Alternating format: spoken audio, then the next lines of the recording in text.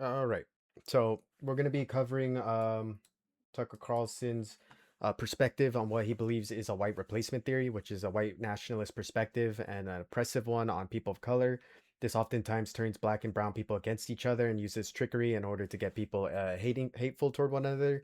It is against the Latinos, it's anti-Latino, it's anti-black, and it's anti-Islam.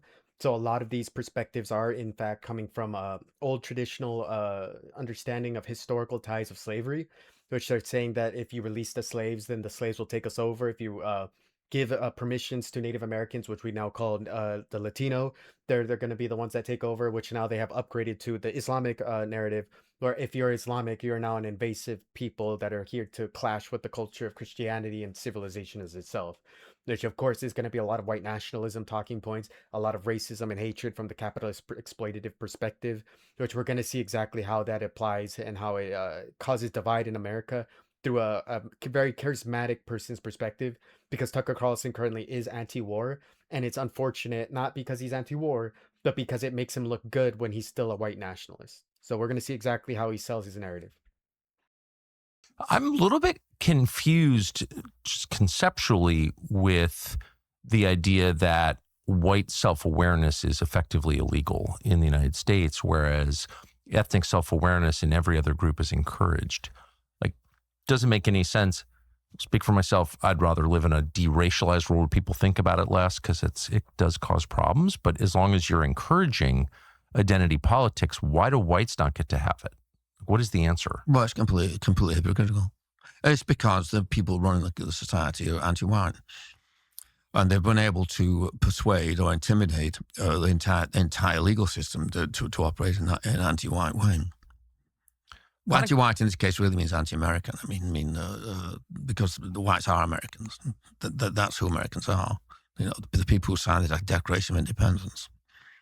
Notice that he recategorized American as white, European pretty much, because the European colonies is being erased and it's now being updated to now we own this land and therefore it is ours, the white race, which is of course the erasure of Native Americans and Latinos and is now the replacement of their actual identity, which is Manifest Destiny, in order to bring over the identity that even addressing white people is wrong in their eyes because they believe that they're being oppressed, even though they had to oppress people through slavery and genocide and the displacement of the Latino, to now they're upset that they invaded a place of which Latino comes from, and a lot of places that they integrated black people through slavery, that they when they released them as equals, that they now have to deal with the fact that everyone is already acknowledging historical ties, which the historical ties is that white people came here first in their eyes, and that everyone else that after is just a guest here because they have the strength and power to push them out.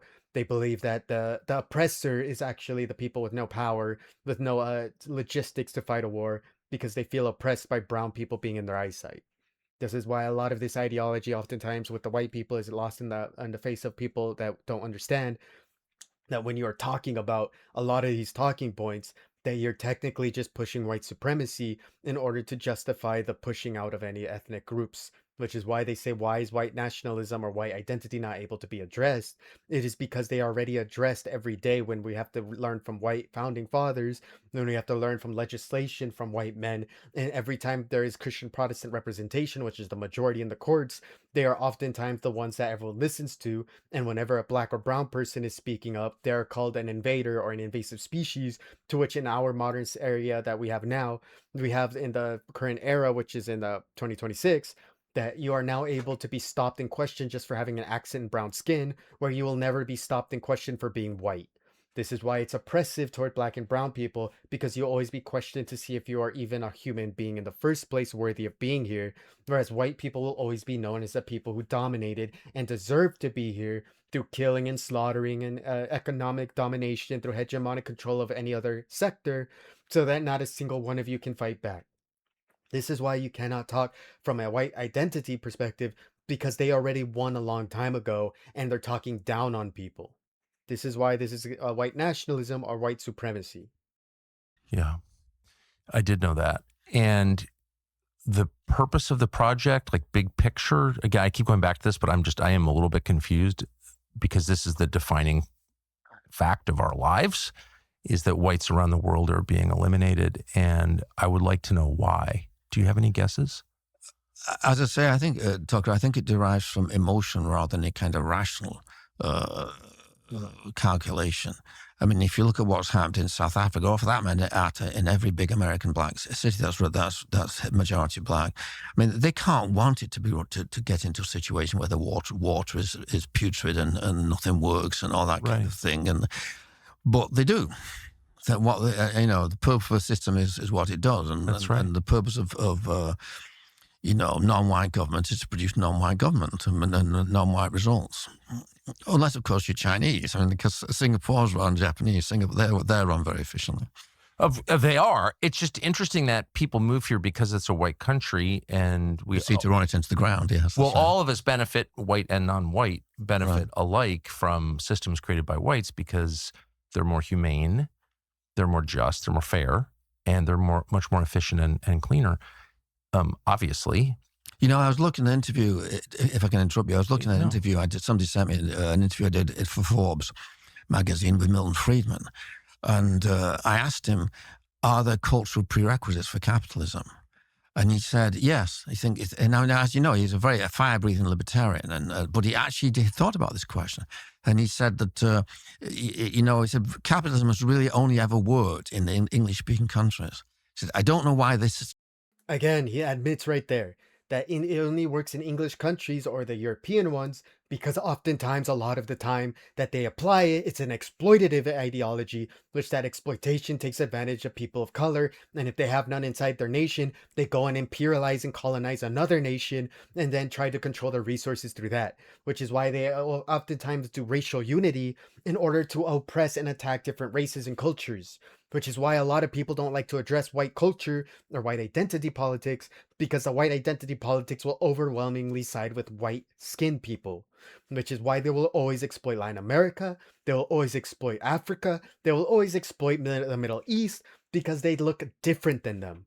It is racism, it is nationalism, which white nationalism is Nazism, which is again their Aryan ideology of white skin, blue eyes, or white skin in general, and okay white guys, which is the normalization of what they believe is capitalism, which is the white identity of what they believe is fair exploitation, which is why they'll have a lot of people they call slaves or pets of theirs, like Candace Owens, because they'll use these people in order to push their talking points because they're already fetishized through either beauty or fetishized through the identity of that either so easy to use that you have simpletons being able to push these identities. And these identities are pushed by people who wish to be white, people who constantly worship the white nature and worship Western civilization through the perspective of white people deserve it more, which is why it's oftentimes, again, always pushing slavery or the exploitation of people, which is calling people students to white people, because we have always in historic times had to learn from white people,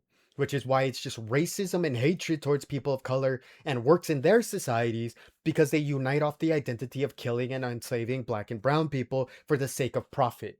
And that profit always goes back into their pocket, which allows them to buy more guns, more helicopters, more planes, build a bigger city, and then exploit the third world in order to laugh at them for being uneducated, for being exploited, for being lesser than them, which is where the N word comes in as a definition of lesser human being, which is used not only for black people but Latinos because both of them are oppressed and enslaved people of the white colonial empire. This is why a lot of these guys are pushing white supremacy and Nazism. And that's why Tucker Carlson even had one of his writers fired for writing white supremacist talking points and then pushing again identity politics, which is white supremacy. Because they don't like it when we have a voice as brown and black people. They don't like it when someone sees the world from a different perspective other than kill, steal, and rape and pedophile. Because in the United States, they have several states that have legalized child marriage, which is why it's a continuation of hating these people and trying to catch them in honeypots, because every time we try to, a white man will just turn it against you and say you're the real villain, which is why a lot of them called immigration an invasion, and they're invaders of rape and murder and pedophilia because they're trying to push the identity that they are superior to a lesser race of people, which is why they call Muslim people pedophiles and rapists and killers, through the terrorism accusation, and then the Latino one through the cartel perspective, which they call them sex traffickers of children, terrorists of a society, and exploiters and corrupt people that only resort to crime, and then they'll turn on any other ethnic race through racial perspectives, which they say, look, they left you out, look, they didn't mention you, and try to use that again to tokenize and flip people against each other through a slave market, which is a slave market of kissing ass to white men, which is why it is an identity issue when you push these, because it is a continuation of slavery. It is a continuation of pushing people down and making people feel lesser, and it installs an inferiority complex. It's so, but the fact has to be admitted. There's some kind of a cultural underpinning for capitalism. What economists call a meta market, a framework in which the market operates. So the question is, why are these capitalists why is the Chamber of Commerce suing to keep the H-1B flow coming when they know when it's obviously going to produce people who don't do it like Mandami, who don't support capitalism and in fact hate it? What are the capitalists doing? Well, they're doing what Lenin said. They will sell us the rope with which we hang them. And I mean, that's demonstrable. It was true in 1917. It's true in 2026. Do you think it's the product of short-term thinking? Oh, in the case of business people, of course it did. The malign influence of the Wall Street Journal editorial page. A whole generation of business people actually believe all this nonsense. It's very hard to get out of their heads because they're never allowed. I mean, they're never allowed criticism of immigration on the editorial page. So you've referred repeatedly to the Wall Street Journal and also to HarperCollins. Both of them are owned by the Murdoch family. Right. What's been your experience with the Murdochs? Well, I spent well over a year working for Rupert in, I think that's 1990, on ghosting his autobiography, which was never published. For various reasons, he changed his mind about it. But I have to say he was extraordinarily generous to me personally, and he continued to be extraordinarily generous until very recently I guess I had been on the payroll quietly for a very long time, and they dropped me when you came under attack because somebody looked into people on the payroll and they found that there's thought criminals on the payroll.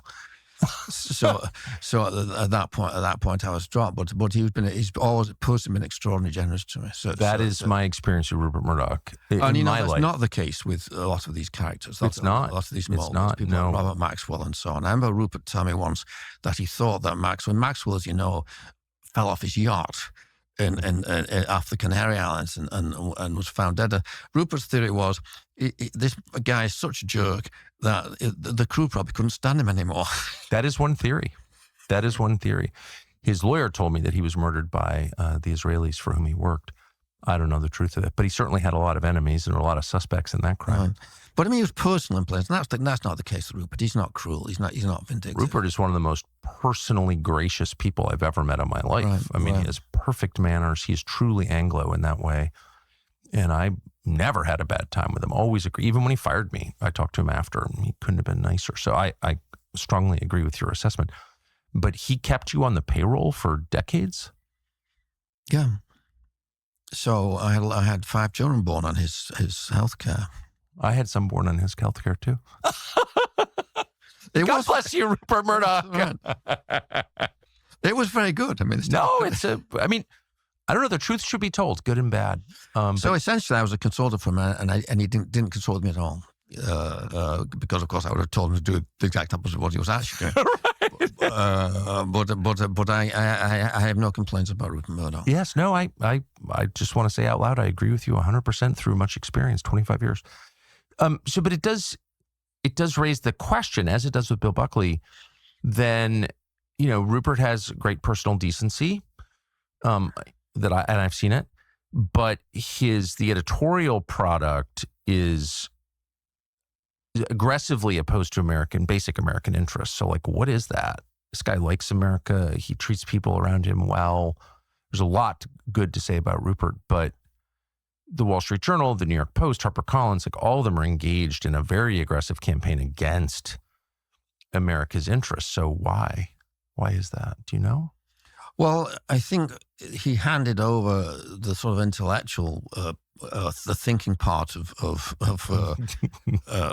News Corporation or 21st Century Fox, whatever it's called now, to the neoconservatives. And so he took on a lot of neoconservative baggage at that point. I mean, they used to run an editorial every year saying that there ought to be a constitutional amendment, there shall be open borders. I mean, it was really lunatic. And I believe that's still the case. But why would he do that?